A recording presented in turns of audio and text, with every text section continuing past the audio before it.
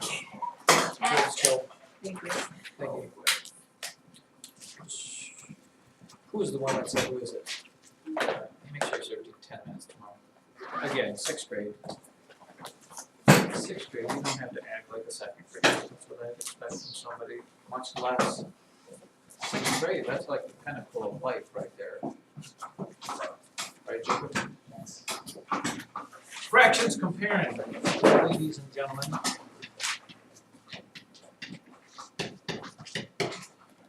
And not only are we comparing fractions, well, before we compared fractions by doing what? Let's say you had 3/4 compared to, I don't know, 5/8. Alexa Lutz, how do we compare those? Well, you make them so they have the same number. Right, we changed them so that they had a common, what we call the common denominator, which in this case is what, sorry? 8, right? 4 times 2 is 8, so 3 times 2, that's 6/8, this is 5/8, so no, this is bigger. Well, the book is going to ask you occasionally not to compare them by changing them to common denominators, but to compare them by making them decimals.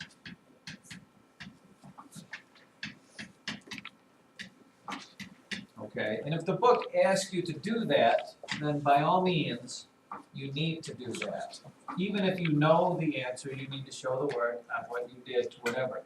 Now, it's my hope, children, that after a while, you automatically know what some fractions are as decimals without having to do all this work here. For example, it's my hope that at this point in your life, you know that 3/4 as a decimal, 3/4 of a dollar is how many cents, Gary? Right, 0.75 is your decimal for 3/4. 5/8 you maybe don't know, okay? But if I were you, I'd have a piece of notepaper out somewhere where I would jot down what 5/8 is as a decimal. So if you see it again, you don't have to actually figure it all out. You can just look at your notes there. If you don't know what it is, you need to take the bottom number, divide it into the top, and see what you get for an answer. 8 goes into 50, 6 times, which is 48. 8 goes into 20 2 times, which is 16, and 8 goes into 40 5 times. So the decimal for 5/8 is 0.625, and right there you know that this is bigger. And once you have 5/8 equaling 0.625, I mean, you shouldn't have to do it every time, you just know it's there. For example, 1/8 as a decimal is 0.125.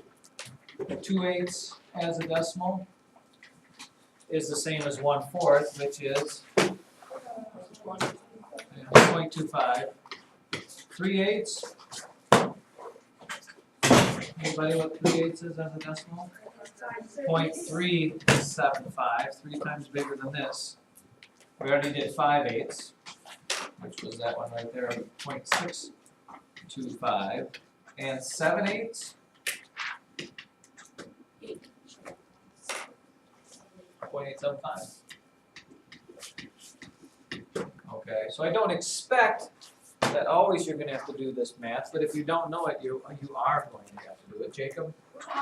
Why did you, when you were dividing 5, why did you put 3 zeros? I just knew it was going to take me 3 places after that to do the problem. I could have put 30 zeros if I wanted. Why not? I just wanted to put enough up there. If I got done before the zeros, it was fine. I just kind of threw that up there. What about 15/25 and 3/5?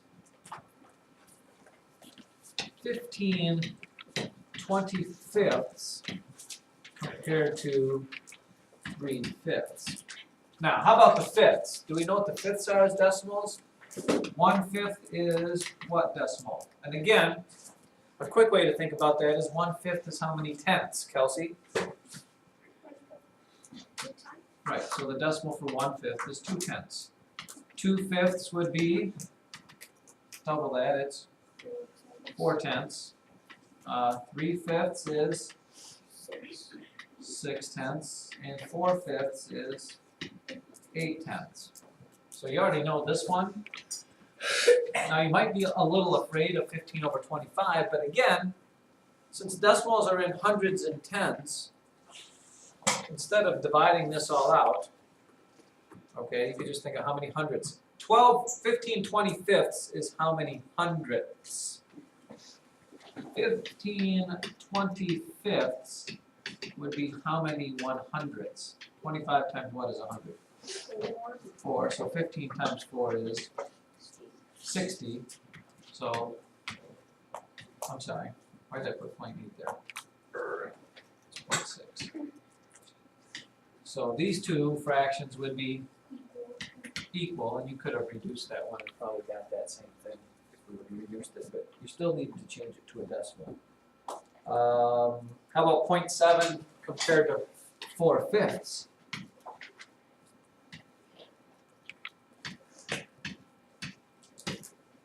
Well, this one already is a decimal, so you can keep it. And hopefully you know what 4/5 is as a decimal. We just said it. DJ, it's 0.8. 4.80. Which one's bigger? Which one's smaller? Evan? 0.8 is much 1/10 bigger than 0.7. And that, ladies and gentlemen, is the sum of it all. So we just